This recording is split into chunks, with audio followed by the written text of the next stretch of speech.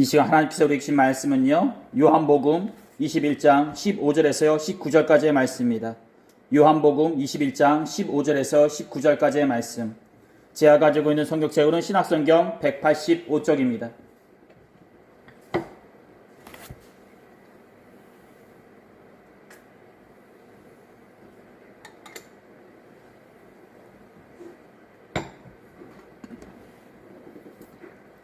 요한복음 21장 15절에서 19절까지의 말씀.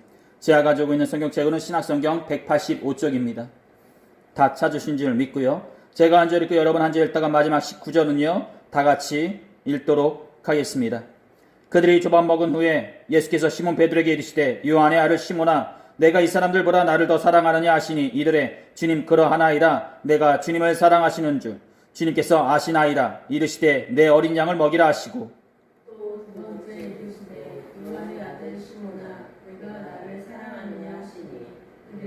주님 그러하나이다. 내가 주님을 사랑하는 줄 주님께서 아시나이다.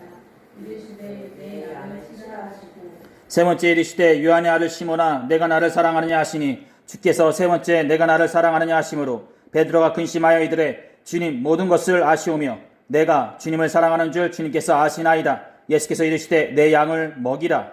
내가 진실로 진실로 내게 이르노니, 내가 젊어서는 스스로 띠띠고 원하는 곳으로 다녔거니와 늙어서는 내 팔을 벌리리니, 남이 내게 띠띠우고 원하지 아니하는 곳으로 데려가리라. 이 말씀을 하심은 베드로가 어떠한 죽음으로 하나님께 영광을 돌릴 것을 가리키심이로다. 이 말씀을 하시고 베드로에게 이르시되 나를 따르라 하시니. 아멘. 오늘은 여러분들과 사랑을 회복하자, 부제도는요 사랑으로 채워지자 라는 말씀으로 다 같이 하나님의 말씀 나눠가겠습니다. 우리 말씀 나누기 전 앞뒤좌우로 마음과 정성을 모았어요. 예수님의 이름으로 축복의 인사 나누도록 하겠습니다.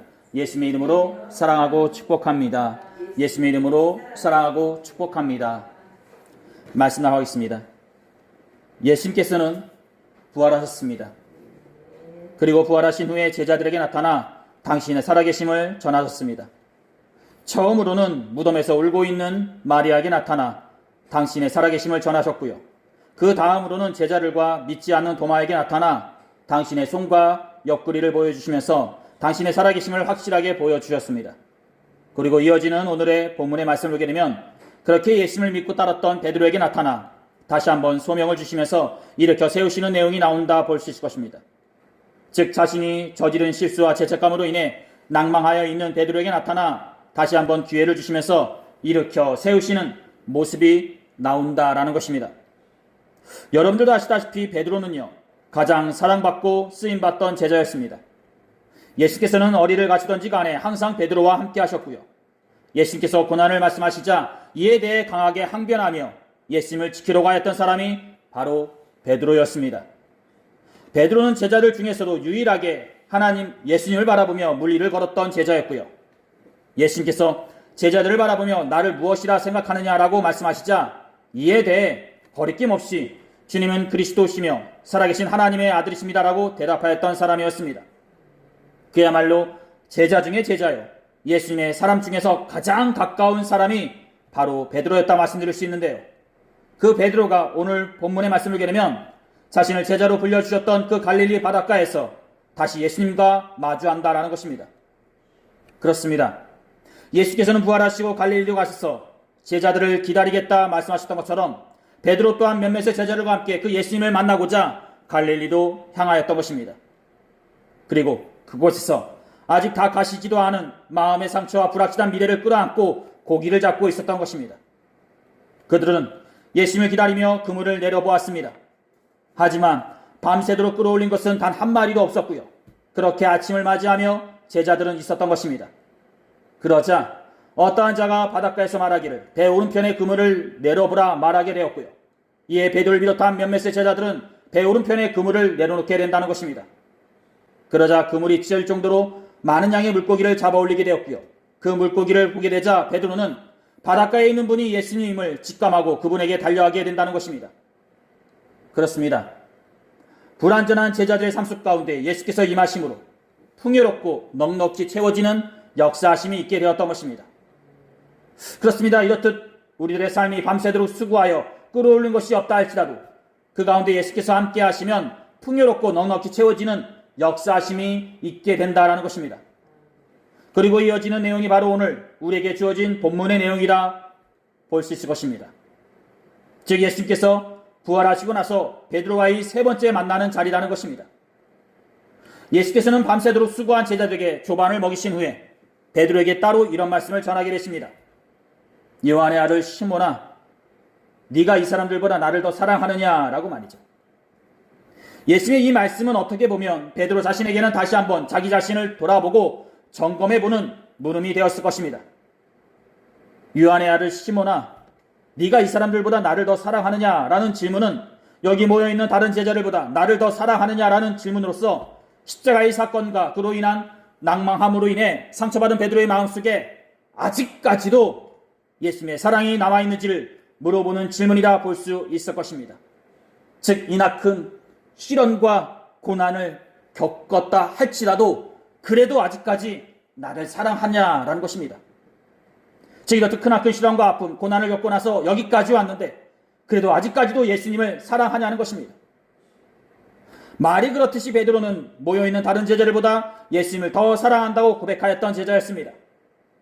앞서 드린 말씀대로요, 예수께서 십자가의 고난을 말씀하시자 이에 강하게 항변하였던 사람이 바로 베드로였고요, 예수께서 끌려가시던 날밤 끝까지 예수님을 지켜주겠다고 얘기했던 사람이 바로 베드로였다는 것입니다. 다음은 마태복음 26장에 기록된 베드로의 고백입니다. 그때 예수께서 제자들에게 이르시되 오늘 밤에 너희가 다 나를 버리리라. 기록된 바 내가 목자를 치리니 양의 떼가 흩어지리라 하였느니라. 그러나 내가 살아난 후에 너희보다 먼저 갈릴리로 가리라. 베드로가 대답하여 이르되 모두 주를 버릴지라도 나는 결코 버리지 않겠습니다. 그렇습니다. 이렇듯 그 누구보다 예수님을 사모하고 지켜주겠다고 얘기했던 사람이 바로 베드로였다는 것입니다. 그런데 그 베드로가 이어지는 말씀을 보게 되면요, 예수님을 세 번이나 부인하게 된다는 것입니다. 예수께서 이르시되 내가 진실로 내게 이르노니 오늘 밤 닭 울기 전에 내가 세 번 나를 부인하리라. 예수님의 이 말씀은 거짓말이기를 바라였지만 막상 그 상황에 처하게 되자 베드로는요, 그 말씀대로 행하게 되고요, 자신이 저지른 실수 앞에 베드로는 통곡하며 눈물을 흘리게 됩니다. 베드로가 바깥들에 앉았더니 한 요정이 나와 이르되 너도 갈릴리 사람 예수와 함께 있었도다 하거늘 베드로가 모든 사람 앞에서 부인하여 이르되 나는 내가 무슨 말을 하는지 알지 못하겠노라 하며 앞문까지 나아가니 다른 여종이 그를 보고 거기 있는 사람들에게 말하되 이 사람은 나사렛 예수와 함께 있었도다 하며 베드로가 맹세하고 또 부인하여 이르되 나는 그 사람을 알지 못하더라 하더라. 조금 후에 곁에 섰던 사람들이 나와 베드로에게 이르되 너도 진실로 그 도당이라. 내 말소리가 너를 표명한다 하거늘 그가 저주하며 맹세하여 이르되 나는 그 사람을 알지 못하더라 하니 곧 닭이 울더라. 이에 베드로가 예수의 말씀에 닭 울기 전에 내가 세 번 나를 부인하리라 하심이 생각나서 밖에 나가서 심히 통곡하니라. 바로 마태복음 26장 69절부터 75절에 기록된 말씀입니다. 여기에서 통곡하였다라는 말은요, 심장이 찢어질 정도로 큰 아픔을 가지고 후회스러운 통곡을 하였다라는 것을 말해준다 볼 수 있을 것입니다. 즉 내 마음이, 내 가슴이 찢어질 정도로 지금 현재 내가 저지른 것에 대한 후회를 하고 있다는 것입니다. 즉 닭의 울음소리에 예수의 말씀이 생각나왔던 것이요, 그 말씀대로 자신이 비겁하고 믿음 없는 사람이라는 것이 증명되어지게 되자 베드로는 큰 소리로 통곡하며 눈물을 흘렸던 것입니다. 그리고 이런 아픔과 실수를 가지고 있는 베드로에게 예수께서 말씀하셨던 것입니다. 내가 여기 모여있는 사람들보다 나를 더 사랑하느냐? 라고 말이죠. 이에 베드로는 한치의 망설임 없이 이런 답변을 행하게 됩니다. 주님, 그러하나이다. 내가 주님을 사랑하는 줄 주님께서 아시나이다. 라고 말이죠.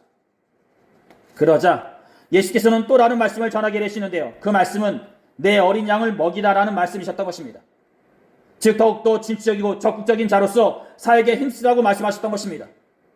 그리고 이어서 예수께서는 또 한 번 당신을 사랑하냐고 질문하시게 되시는데요, 이 질문에도 베드로는 그 어떤 거리낌 없이 시원하게 답변하게 된다는 것입니다. 주님, 그러하나이다. 내가 주님을 사랑하는 줄 주님께서 아시나이다. 이렇듯 베드로가 시원하게 답변하는 모습을 통해 우리는 그가 믿음의 사람으로 거듭난 것처럼 보여지지만 한편으로는요, 그가 전에 보여주었던 경솔하면서로 성급하였던 그 모습을 떠오르기로 한다 볼 수 있을 것입니다. 즉 예수님의 질문 가운데 아무 쉼표 없이 고백하는 이 모습이 예전에 보여줬던 성급함과 경솔함을 보여주는 모습과 같다라는 것입니다. 그리고 이어서 예수께서는 다시 한번 베드로에게 질문하시게 되시는데요. 그 질문 또한 첫 번째, 두 번째로 했던 질문과 똑같은 질문이었던 것입니다. 세 번째 이르시되 요한의 아들 시몬아 네가 나를 사랑하느냐 하시니 주께서 세 번째 네가 나를 사랑하느냐 하심으로 베드로가 근심하여 이르되 바로 17절 상반절에 기록된 말씀입니다. 즉 세 번째 질문에는 베드로가 근심하며 망설이는 모습을 보여주게 된다는 것입니다. 그가 믿음이 없었습니까? 아니면 세 번이나 질문하는 예수님의 의도가 무엇인지 의심이 생겼습니까? 아마 예수님의 질문 가운데 답변을 하는 자신의 모습을 다시 한번 생각해 보게 되었을 것이요, 자신이 고백하는 그 답변의 무게를 다시 한번 생각해 보게 되었을 것입니다. 즉 믿음이 없는 것이 아니라 자기 자신을 다시 한번 돌아보고 생각해 보는 순간이었을 것이라는 것입니다. 베드로는 첫 번째 질문과 함께 계속적으로 이어지는 세 번째 질문을 받았을 때 대제사장의 집들 안에서 자신에게 질문하였던 여인을 생각하게 되었을 것입니다. 한 여종이 나와 이르되 너도 갈릴리 사람 예수와 함께 있었도다 하거늘, 여인의 이 질문 앞에 베드로는 모른다고 얘기하였고요, 또 다른 여인의 질문에도 강하게 모른다고 얘기했던 사람이 바로 베드로였던 것입니다. 즉 순간에 두려움에 예수님을 모른다고 부인했던 사람이 바로 베드로였다는 것입니다. 그런데 그렇게 순간의 두려움에 얘기했던 베드로가 예수님의 물음에도 쉼표 없이 계속적으로 답변을 행하다가 세 번째 그 질문을 다시 받았을 때는 다시 한번 자기 자신을 돌아보고 신중하게 생각해보게 되었던 것입니다. 즉 믿음이 없는 것이 아니라 자기 자신에 대한 겸손함이 생기게 되었던 것입니다. 사랑하는 성도 여러분, 우리는 누구든지 간에 어떤 것에 대해 세 번이나 질문을 받게 되면요, 그것에 대해 더욱더 신중해지고 더욱더 조심스러워지게 된다 볼 수 있을 것입니다. 즉 더욱더 자기 자신을 살펴봄으로써 겸손하여지고 신중하여지게 된다는 것입니다. 신학생 시절 제가 입에 달고 했던 말들 중에 자주 하는 말이 사람은 누구든지 평등하고 사랑받을 존재라는 말이었습니다. 즉 사람은 그가 누구든지 간에 평등하기에 차별받을 수 없고 그 사람이 누구이든지 간에 하나님의 자녀에게 사랑받아야 한다는 것입니다. 이렇듯 이런 말을 자주 행하였고요, 이런 말에 합당한 자로서 저 또한 변함이 없을 것이다 다짐하였습니다. 즉 사람을 차별하지 않고 뭐든지 품는 자로서 있으려고 노력했다라는 것입니다. 그 당시에 저는 길거리에서 노숙하는 사람이 제 형제이자 친구라고 얘기하였고요, 화려한 조명 아래서 웃음을 파는 여인들이 나의 아내이자 동생이라 얘기하였습니다. 그러기에 그 누구다 할지라도 저는 사랑할 것이다 얘기하였고요, 그 누구다 할지라도 예수께서 품어주셨던 것처럼 저 또한 품을 것이다 다짐하였습니다. 누구다 하여도 품을 것이다. 그런데 어느 날 최일도 목사님이 사역하셨던 다윗교회를 탐방하고자 청량리를 가게 되었는데요, 그곳에서 생각지도 못하였던 웃음을 파는 여인들과 그 골목을 마주하게 되었던 것입니다. 처음에는 그런 골목을 피하여 최일도 목사님이 사역하셨던 무상 급식소와 다윗교회를 찾아다녔지만 우연찮게 그런 여인들과 마주하게 되자 저도 모르게 그 여인들이 하나님의 사랑스러운 자녀들로서 보여지기보다 저도 모르게 피하여지는 사람들로서 느껴졌던 것입니다. 뭐가 묻은 사람들도 아닌데, 똑같은 사람들인데 저도 모르게 얼굴이 찌푸러지고 저도 모르게 그 사람들을 피하게 되는 것이었습니다. 즉 다 같은 하나님의 사랑받을 존재로서 느껴지기보다 피하고 싶은 사람들로서 다가왔던 것이요, 차별 없는 사람들로서 평등하게 바라보아야 하는데 저도 모르게 차별되어지면서 그 사람들에게서 거부감을 느끼는 것이었습니다. 그리고 그날 밤 기숙사에 들어왔어요. 제 자신을 살펴보면서 다시 한번 생각해보게 되었는데요, 제가 사랑하는 것은 사랑하는 것이 아니라 제 자신을 내세웠던 것이요, 제가 누구든지 평등하게 대해주고 품어준다는 것은 품어주는 것이 아니라 제가 먼저 품을 만큼 넓은 자가 되어야 한다는 것을 깨닫게 되었던 것입니다. 그리고 지금에 와서는 이렇듯 함부로 사랑한다는 말을 하거나 품는다는 말을 하기보다 예수님께서 저에게 사랑하는 마음과 품는 마음을 주기를 바란다며 기도한다 볼 수 있을 것입니다. 즉 전과는 다르게 제 자신이 더욱더 겸손해지고 낮은 자로서 예수님만 바라보는 자로서 서 있게 되었다라는 것입니다.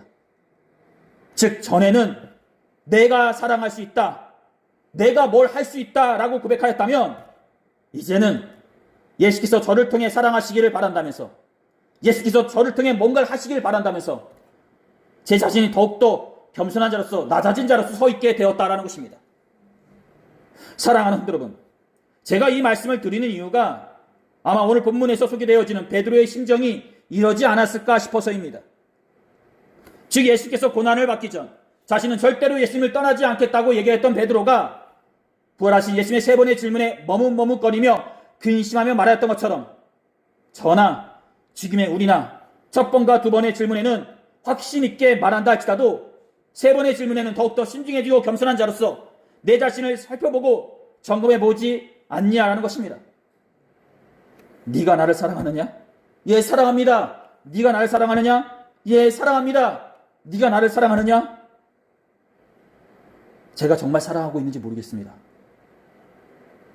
그리고 그런 상태에서 조심스럽게 또는 근심스럽게 목소리도 예, 그렇습니다 라고 얘기하지 않냐라는 것입니다. 아니 어쩌면 그 답변도 하지 못한 상태에서 내 자신을 돌아보지 않냐라는 것입니다. 조심스럽게 근심스럽게 목소리로 예수님의 질문에 내가 주님을 사랑하는 줄 주님께서 아시나이다 라고 얘기하자 이번에도 예수께서는요 변화없는 말씀으로 내 양을 먹이라 말씀하시게 되십니다. 그리고는 더 이상의 질문은 하지 않게 되십니다. 그렇습니다. 예수께서는 베드로에게 세 번의 질문을 주고 나서 진정한 답변을 들었던 것이요, 그 답변은 경솔하지 않으면서 성급하지 않은 근심이 섞인 예수님을 사랑한다는 답변이었던 것입니다. 조심스럽게 내뱉는 그 고백이 그 어떤 고백보다 더 진정성이 묻어나는 그런 고백이었던 것입니다.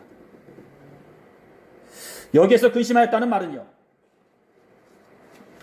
의심하였거나 싫어하는 것을 억지로 하였다는 것을 말해주는 것이 아닙니다. 바로 자신의 부족함을 인정한 상태에서 용기 내어 겸손하게 사랑하였다는 것을 말해준다 볼 수 있을 것입니다. 즉 베드로는 진지하면서도 겸손함이 묻어나는 답변을 하였던 것입니다. 그리고 그 답변을 듣는 순간 예수께서는 더 이상의 질문보다는 앞으로 그가 행할 사역에 대해 말씀을 전하시게 되십니다. 내가 진실로 내게 이르노니 내가 젊어서는 스스로 띠띠우고 원하는 곳으로 다녔거니와 늙어서는 내 팔을 벌리리니 남이 내게 띠띠우고 원하지 아니하는 곳으로 데려가리라. 바로 18절에 기록된 말씀입니다. 그렇습니다. 예수님에 대한 베드로의 진정한 사랑이 회복되어지게 되자 잠시 멈춰있었던 그의 사역이 다시 불이 붙게 되었던 것이요, 낭망에 쓰러졌던 그의 사역이 다시 일어서게 되었던 것입니다. 그렇습니다. 이렇듯 모든 것의 회복과 시작은 바로 내 안에 있는 사랑으로부터 시작되어지게 된다 볼 수 있을 것입니다. 즉 내 안에 사랑이 살아 숨쉴 때 내 앞에 시련과 아픔을 이겨낼 수 있게 되는 것이요, 내 안에 사랑이 다시 회복되어질 때 내 앞에 미래와 소망이 다시 꿈틀거리게 되어지게 된다는 것입니다. 즉 중요한 것은 미래를 향해 나아가냐 무엇을 하냐가 중요한 것이 아니라 내 안에 예수님에 대한 사랑이 먼저 회복되어져야 한다라는 것입니다. 즉 예수님에 대한 나의 사랑이 부족하지만 미세하게나마 회복되어질 때 세상 안에서의 사람들과의 관계와 나의 미래까지도 열리게 된다는 것입니다. 즉 중요한 것은 예수님에 대한 나의 사랑이 있냐가 중요하다는 것입니다.